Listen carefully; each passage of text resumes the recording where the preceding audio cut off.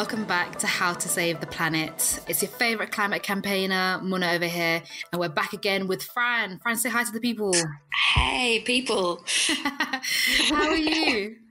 Yeah, really well, thanks. What is it, week 70-12 of lockdown? 7-11, yeah. Definitely. But environmental news, environmental updates keeps on happening. The climate crisis hasn't gone away. And I don't know if you'd seen, but there's been an update on the Dakota Access Pipeline in the US, which is an oil pipeline. This is a topic that's been bubbling along for years. It's had some celebrities, join some really strong resistance from indigenous nations, which the pipeline crosses. There are several concerns around the pipeline, the most obvious being it's oil, but that the indigenous nations weren't properly consulted on the development of it, and that the pipeline itself runs underneath a lake, so it affects water access, and there's a fear of spill and all of this sort of stuff. So at the time of recording, the news that's come out is now that the pipeline is still piping oil, but that it's due to be under a new environmental review. So that's okay. Soon. So, fingers crossed there's a glimmer of hope. Yeah, fingers crossed that, the people who, live on the land and it's their land are able to have a say in what happens to it. So I really hope the outcome of that is one that works for communities. Definitely. It's so important to have that consultation. At Friends of the Earth, we work on planning documents and helping local groups to exactly that same thing, to really participate in the consultation of what's going on in their area. And speaking of the UK, close to home, and the UK government recently announced what their budget looks like for the first stages of recovering for the impacts of coronavirus. It seemed pretty mixed, Mona, but what were your key takeaways? Yeah, so many would have seen that the Chancellor basically gave his, what they're calling phase 2, so jobs. And they did have some green announcements in there. So they had a 3 billion pot of money for kind of homes and public buildings, and using it to give people kind of almost these vouchers where they can go and make their homes more efficient. So £5,000 for homeowners. And then for those kind of on lower incomes, it can go up to 10,000 as well. So the governments have said this will be around insulating around 650,000 homes and creating 140,000 jobs. But the real problem here, Fran, is this is kind of funding only for 1 year, and it's got to have years and years of investment, and it can't just be our government can't be putting a pot of money here and then spending 27 billion on roads that are going to pollute the environment. And I don't know if you're going to be surprised to hear this, but Germany's spending over 30 billion on climate. France has pledged 13.5 billion on climate. So 3 billion. Obviously, it's a start, but we're a long way to go from the green recovery we need.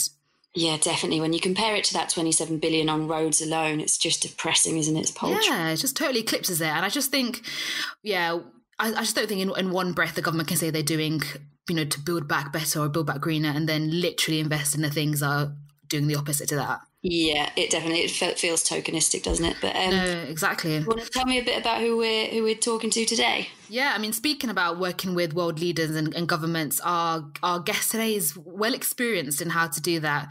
So we've got Cassie Flynn, who's the strategic advisor on climate change, and she works in the executive office of the United Nations Development Programme, so the UNDP, and she really speaks to people of across all levels on climate, so from the world leaders to the activists, and she's joined us today to give us a bit of insight in how to have those really difficult but important conversations on the climate crisis, and the importance of not making assumptions, and having really clear and connected communication. So we really enjoyed chatting to Cassie, and I hope you enjoy the chat as much as we did.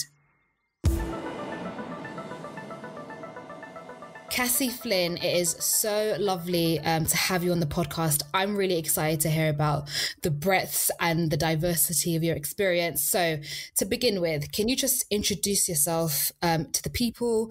Tell us what you do. Hi there. It is such a pleasure to be here. I'm a big fan of your podcast. And yes, my name is Cassie Flynn, and I am the Senior Advisor on Climate Change at the United Nations Development Program, which is a lot of words for saying I work on climate change day in and day out. Both at the sort of political level, I work with a lot of world leaders, I work with heads of state, sort of in these big discussions around the Paris Agreement. But then I also head up a program that is active in over 100 countries to help them to fulfill the promises that they made under the Paris Agreement. So I have a bit of a unique role in that I get to merge together sort of this big sort of global level conversations with some of the stuff that's happening on the ground. Oh, that sounds very cool. And when you said being in rooms with world leaders, I just thought for a second, like you must be like a fly on the wall and get to hear things that us citizens can only dream of. I have to say it's really been an honor and a privilege to be a part of this. And I have had many a moment where I'm sitting in a room with world leaders and saying, pinch me, because this is the room where these conversations are happening. And to be able to sort of bring the experiences that I have had sort of on the ground, the people that I've talked to be able to bring that to those rooms is something that I take really, really seriously. How did you get into this line of work? Had you always sort of geared yourself academically to get there, or was there like a moment that you sort of shifted away from something else? I grew up outside of Seattle, and I knew from a really young age that I always really wanted to see the world, and I sort of used every opportunity I could to do that. And certainly one was when I was in school, in college, and I took that, sort of what a lot of students do, which is the study abroad program. And I essentially did this crazy program where I went to 5 different countries over the course of a year to look at the impacts of globalization. And it was wild. It was, you kind of live out of a backpack. And one day I was, sort of fighting a forest fire in India. Another day I was with fishermen off the coast of Zanzibar. And Wow. I got to meet people and experience how connected the world is. That the products that we buy, when I'm living here in New York City, affect other people all around the world. And I think that was a real moment for me to say, okay, I know that all of this, the thing that we have in common is the planet. And I really want to devote my work and my life to being able to help to protect that planet and to help strengthen the connections of people to the planet. That kind of moment of feeling quite almost really connected with the world, I feel like comes up when we speak about plastics, for instance. Just seeing, wrappers of the British supermarkets in in Indonesia, for instance, because that's where we dump our recycling waste. For me, was like that similar moment of wow, we are one world. I think mine was probably there was an ad a few years ago about a T-shirt. It's like a £1 T-shirt, and it went into who would have picked the cotton for that and the social justice around all of the garment factories and how it ended up here. And that was probably my aha moment of the interconnectivity and how much we've got to do, globally in global cooperation with this topic. I always think about that when I pick up my cell phone. All of the different pieces in the cell phone, and it's the same thing what you both are talking about, that this moment of to have this thing in your hand, to be doing this activity, it didn't just arrive out of thin air, and that it's actually the entire world that comes together to provide all of this stuff that we don't even think twice about in our everyday lives. I'm stunned at how you do it all. You advise, private sector, public sector, small activist groups, and then we've obviously, the massive world leaders.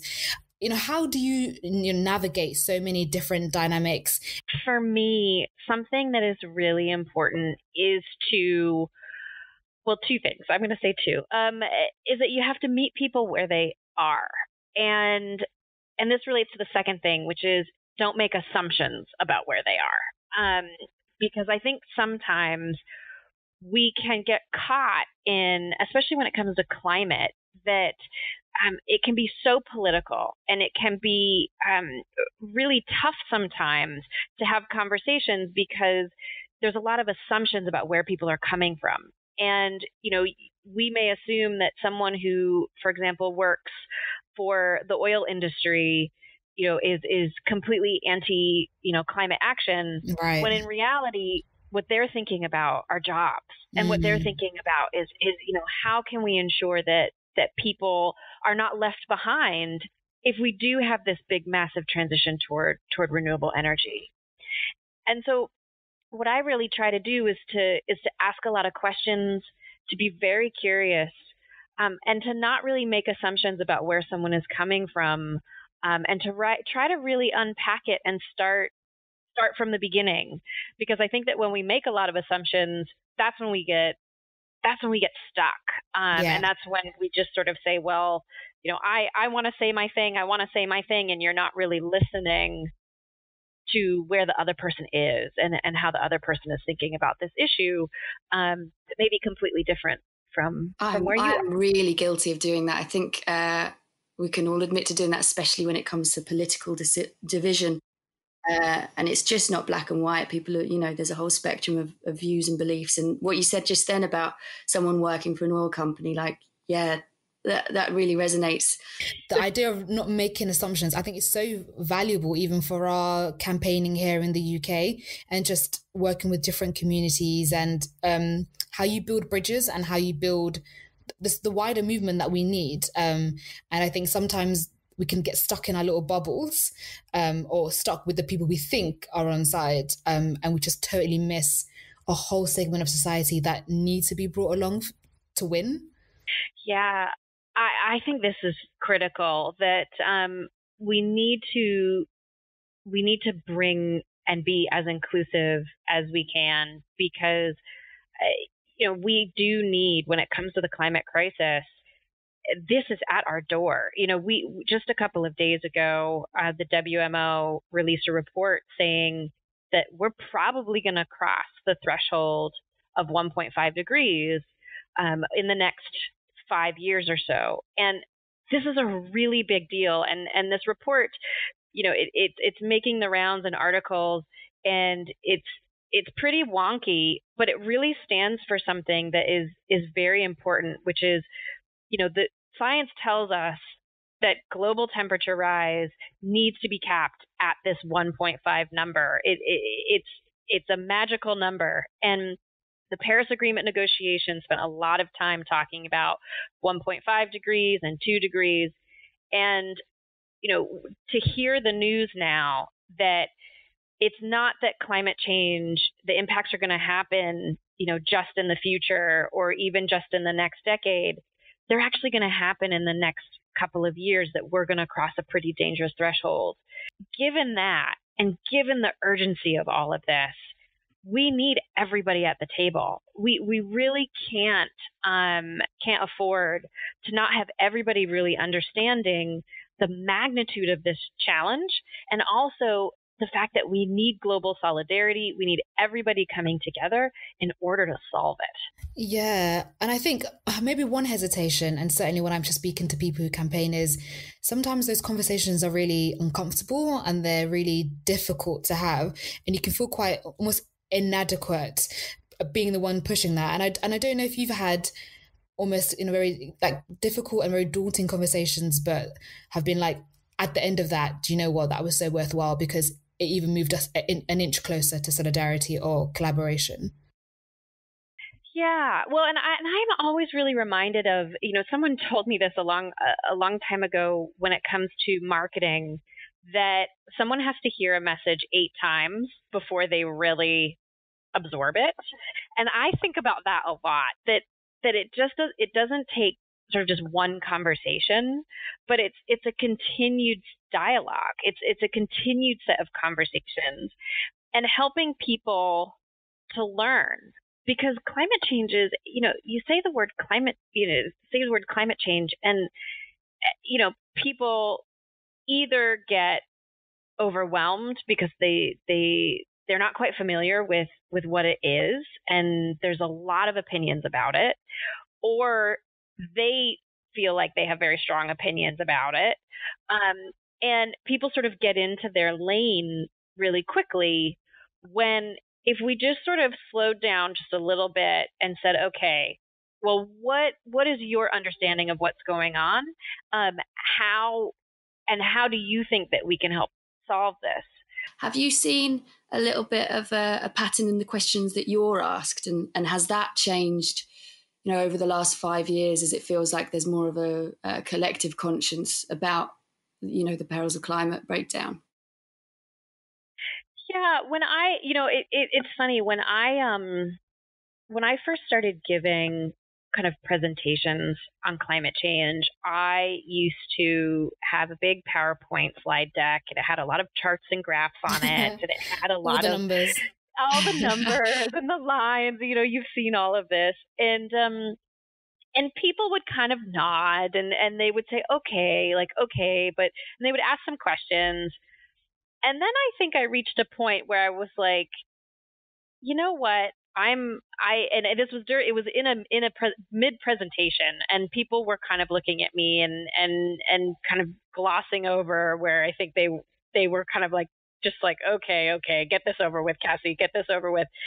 And then I kind of threw it out the window, and I was like, well, and I said, everybody raise your hand if you like a bottle of wine. And I said, Fran, is your hand up? Yeah, both hands. Raise your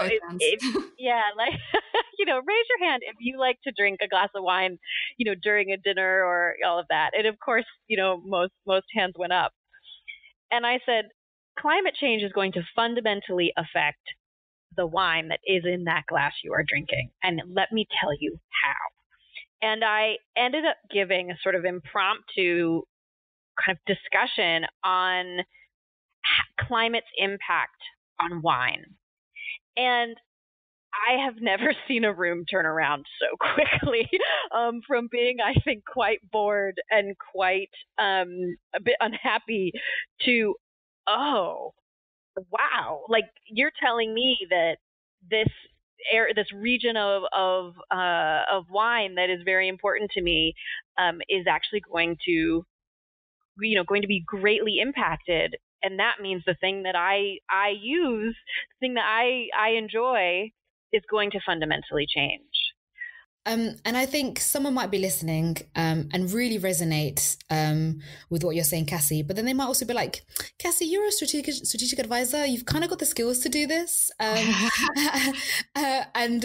just might be like, hold on, can I just have some top tips to really having those important and those difficult discussions with, family and friends, about the urgency of climate action and how, now more than ever, it's important we do something?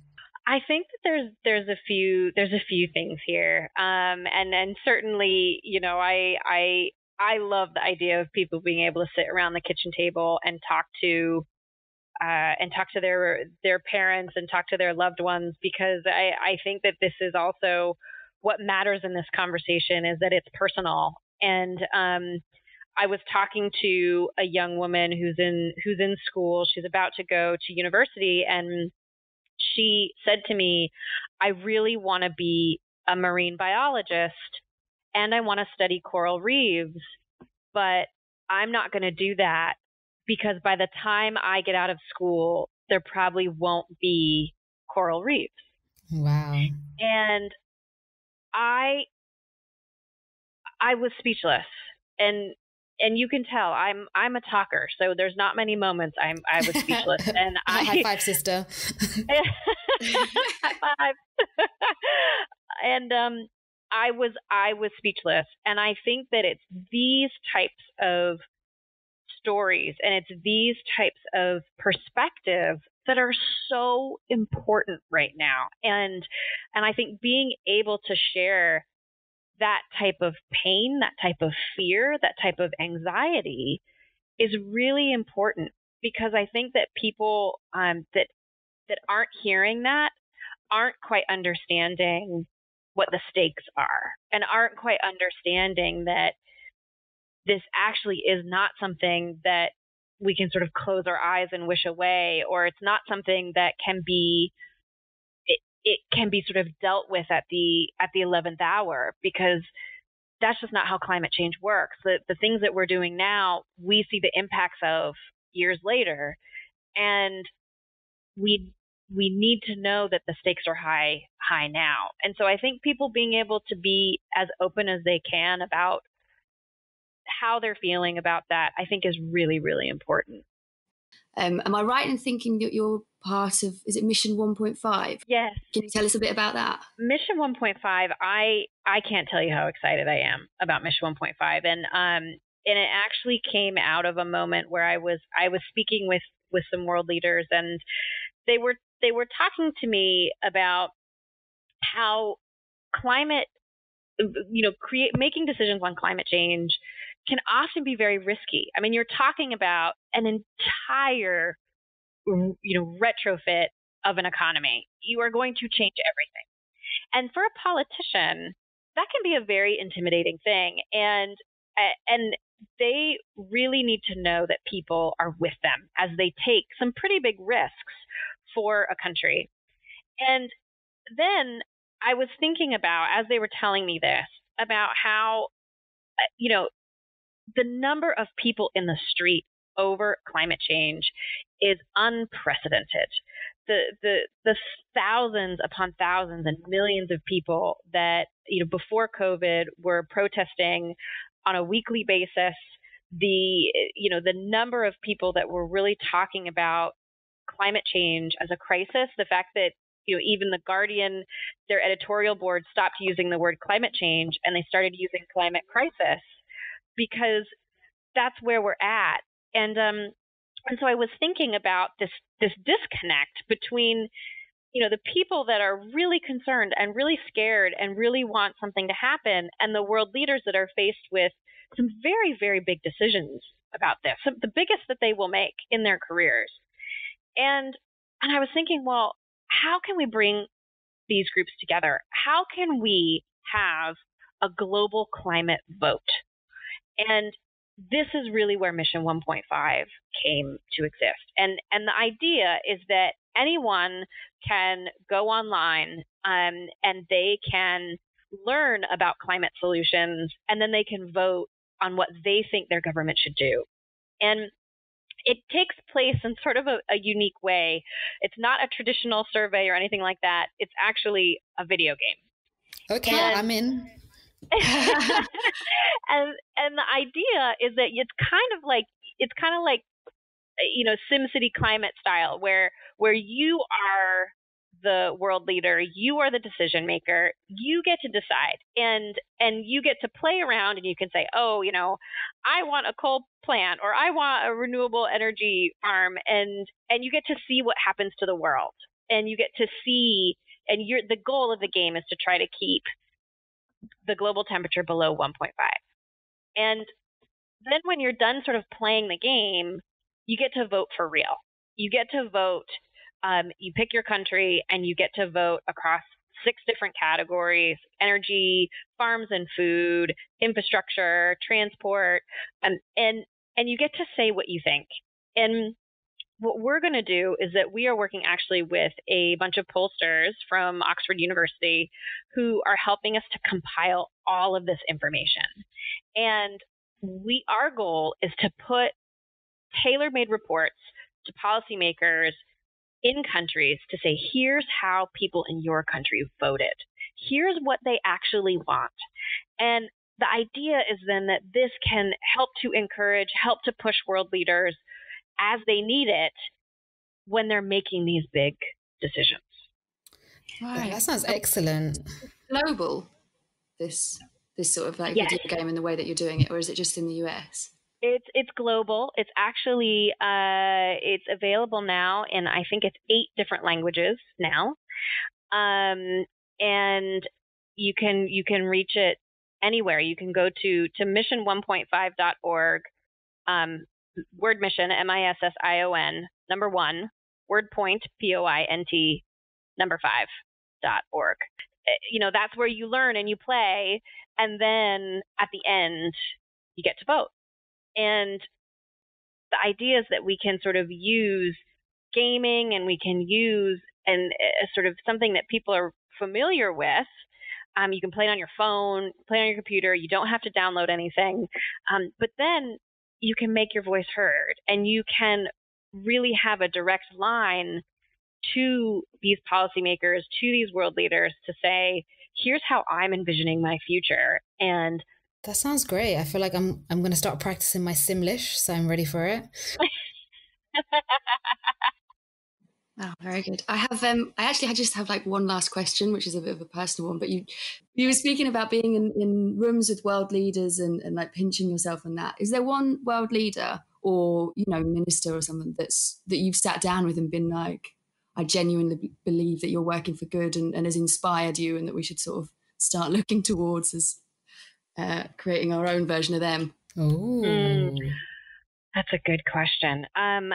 There are a lot of world leaders out there that in particular are from vulnerable countries.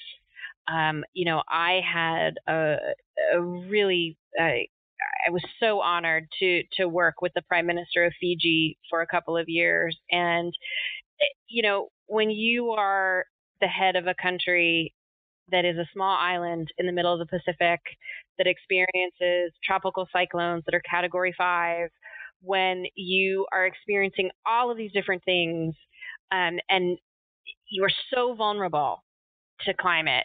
And and I think that the Prime Minister of Fiji, other world leaders from small island states, they are really taking charge, and they are really, really making the case that, what is going to happen to islands is what's going to happen to the rest of the world. It's just happening in the islands first. And they are being incredible champions of bold action, because they know that their survival depends on it and the world's survival depends on it. So there's a number of really, really powerful voices out there. And so for people that are listening, that, the climate crisis is hard. It is hard to deal with. It is emotional. It is rough. But please don't give up hope. We can do this. It is solvable. You have allies. You have people out there that are listening. You have people out there that care. And please, please don't give up. Oh, what a way to end. Inspirational ending. Cassie, we've come to the end. This has been so unbelievably interesting. I think I could speak to you for hours and hours on end. But before we end, can you let the people know where they can find you? Yes. So on social media, you can find me at Cassie_Flynn. I am, Twitter and Instagram and so forth. You can always reach me there.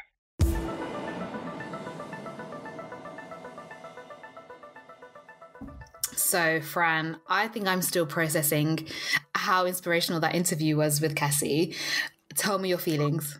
Definitely, like super personable, which obviously being a negotiator, I guess is just a key asset to have. And like so down to earth, when you listen to someone and you're like, oh, you're who I want to be. You're like the better version of me. Just casually, just sitting with world leaders like it's her mum and dad. As you do, yeah. And I think that approach that she took when she was talking about the presentation and asking people about wine, what a clever and simple way to get people thinking about how climate breakdown would directly affect them. And I know that having a glass of wine is the least of people's problems, but it is that hook. No, I think you're right. I think that's almost my biggest takeaway is taking, the climate crisis, which is so abstract, so theoretical often, and bringing it into everyday lives and making it so relatable to how we drink, what we eat, what we wear. And I think that's probably like the most important bit. If we're having those really uncomfortable conversations and those difficult conversations, we've got to make it personable. Yeah, definitely. But Muna, own up. Have you started following her on Twitter yet? I did. I may have followed her, and I may have had a follow back. I'm not saying anything. Oh, man! I'm just saying we're on the road to being friends. It's happening. Good stuff. Okay, well, to wrap this up, do you want to talk a bit about the campaign? Yeah. So, I mean, in the chat with Cassie, we spoke about the important need to build back better from, the coronavirus. And if you want to lend your voice to that, you can head to our website. So it's friendsoftheearth.uk/climate change, and you'll find a petition to ask for a green and fair recovery so that when we build back from this crisis, it's to the benefit of everyone. Yeah, please go to our website and sign our petition, and we'll see you guys next time. Over and out from us. Bye. Bye.